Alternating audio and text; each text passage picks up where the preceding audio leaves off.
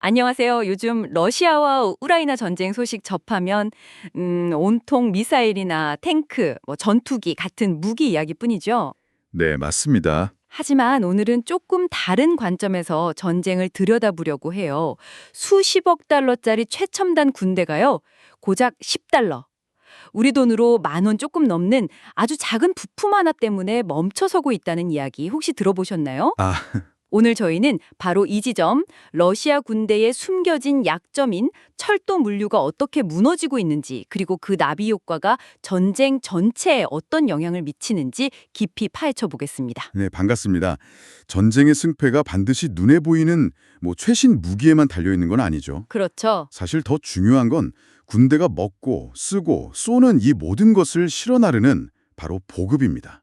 이게 바로 군대의 혈관과도 같거든요. 혈관이요? 네, 오늘 바로 그 혈관이 막혀가고 있는 러시아의 현실을 생생하게 들여다보려고 합니다. 좋습니다. 그럼 바로 그 문제의 시작점부터 이야기를 풀어가 보죠. 이 거대한 혼란이 카세트형 테이프 롤러 베어링이라는 이름부터가 아주 어려운 부품에서 시작됐다고 들었어요. 네네. 이게 도대체 뭔가요? 그리고 왜 이렇게 중요한 거죠? 이름은 어렵지만 원리는 간단해요.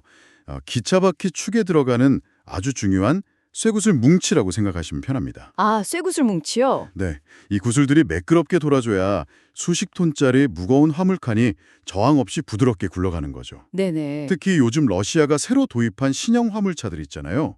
탱크나 장갑차처럼 차체 무게만 25톤이 넘는 무시무시한 짐들을 싣는 열차에는 반드시 이 특수 베어링이 필요합니다. 아, 옛날 구소련 시절에 쓰던 낡은 방식으로는 이 엄청난 무게와 압력을 도저히 감당할 수가 없거든요. 그러니까 겉으로는 번쩍이는 최신 무기를 자랑해도 그걸 최전선까지 실어 나를 아주 기본적인 부품 하나가 없으면 그야말로 무용지물이 된다? 이런 말씀이시군요. 참 아이러니하네요. 바로 그겁니다. 그런데 여기서 결정적인 문제가 터졌어요. 원래 이 고품질 베어링은 스웨덴의 SKF나 미국의 팀켄 같은 서방 기업들이 거의 독점적으로 생산해왔습니다. 아, 그랬군요. 네, 기술의 정점이었죠. 그런데 전쟁이 터지자마자 이 회사들이 약속이나 한 듯해서 전부 러시아에서 철수해버린 겁니다. 와, 부품 공급이 하루아침에 그냥 제로가 된 거예요. 그야말로 발등에 불이 떨어졌겠네요. 러시아가 가만히 있진 않았을 텐데요. 물론이죠. 급해진 러시아가 이제 자국 내 공장을 돌리고 또 중국에서 비슷한 부품을 수입해서 쓰기 시작했습니다. 소위 말하는 복제품이죠. 복제품이요? 하지만 품질이 정말 형편없었어요. 이게 어느 정도냐면 서방에서 만든 정품 베어링은 한 번 장착하면 80만 킬로미터를 달려도 끄떡없습니다. 지구 20바퀴를 도는 거리죠. 80만 킬로미터. 그런데 러시아나 중국산 복제품은 고작 8만 킬로미터도 못 가서 과열되고 부서져 버리는 겁니다. 80만과 8만. 10분의 1이요?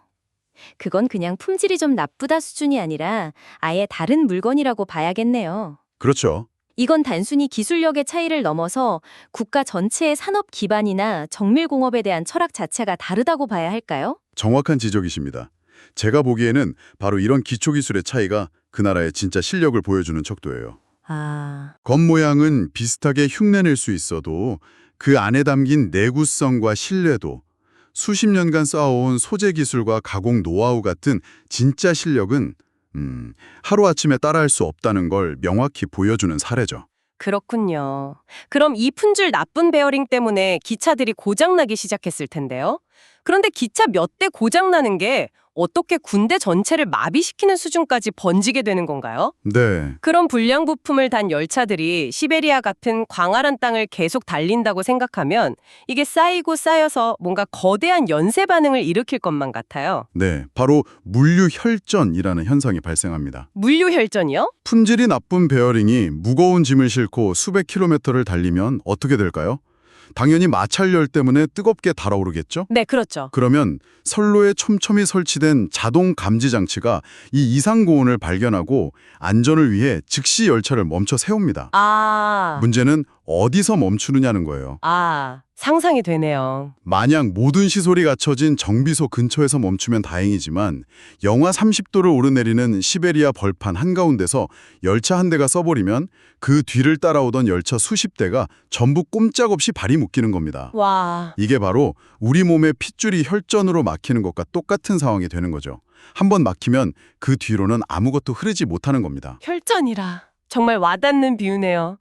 우리 몸도 혈관 하나 막히면 온몸이 마비되는데 수천 킬로미터에 달하는 러시아 철도가 그렇다는 거잖아요.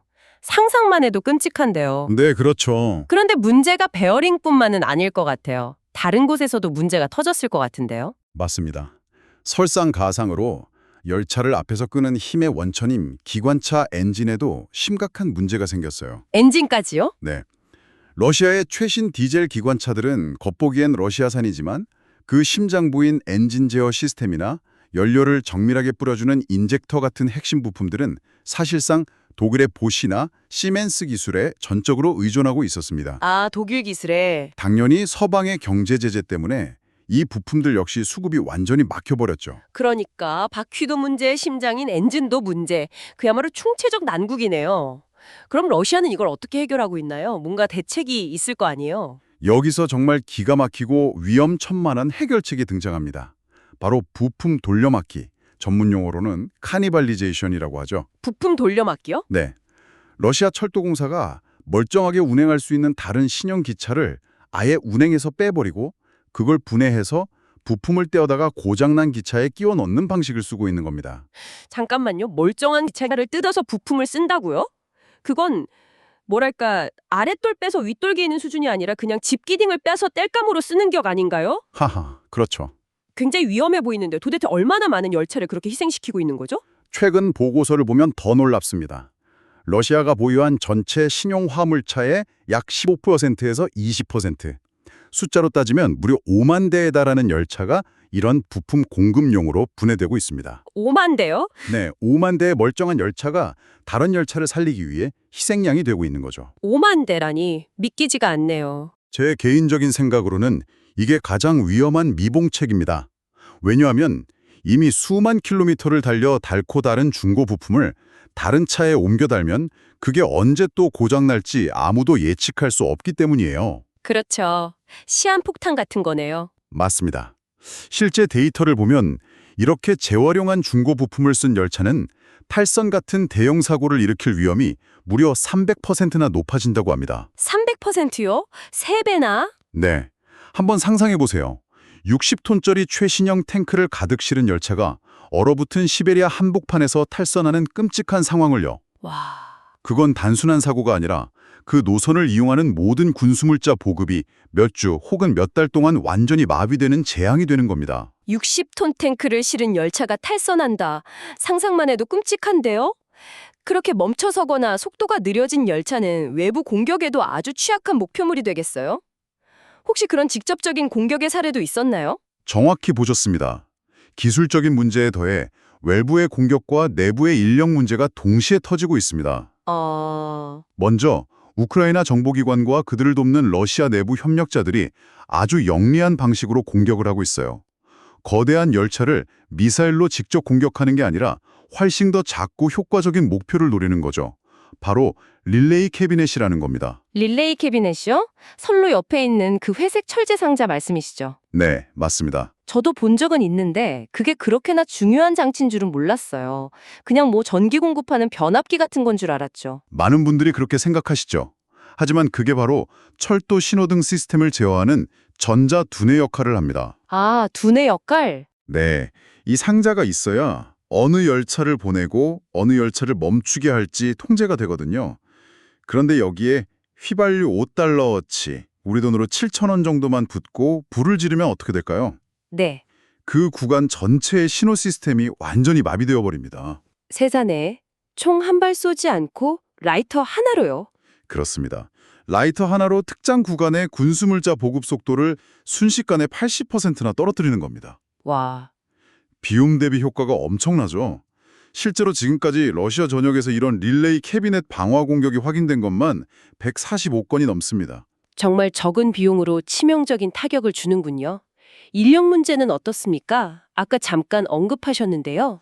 인력난은 어쩌면 더 심각한 문제일 수 있습니다.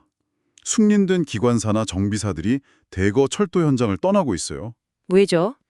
이유가 아주 현실적입니다. 러시아 정부가 전쟁 물자를 만들어내는 군수공장 노동자들의 임금을 기존의 3배까지 올려주니 다들 그쪽으로 이직해버리는 겁니다. 아, 누가 춥고 위험한 시베리아 발판에서 목숨 걸고 선로를 고치려 하겠어요. 따뜻하고 안전한 공장에서 돈을 훨씬 더 많이 주는데요. 결국 돈 문제로군요. 영하 수식도의 벌판에서 일하는 것보다 따뜻한 공장에서 3배 월급 받는 건 어찌 보면 당연한 인지상정이겠네요. 그렇죠. 정부가 자초한 인력난이라고 볼 수도 있겠어요. 그럼 그 빈자리는 어떻게 채우고 있나요? 바로 그 대책이 더 큰 문제입니다. 러시아 철도공사가 무려 30년 전에 은퇴한 70대 기술자들을 강제로 현장에 복귀시키고 있습니다. 아이고, 70대 어르신들을요? 네. 그런데 이게 말이 안 되는 게 이분들이 옛날에 몰던 기차는 모든 게 수동인 단순한 아날로그 기계였어요. 네.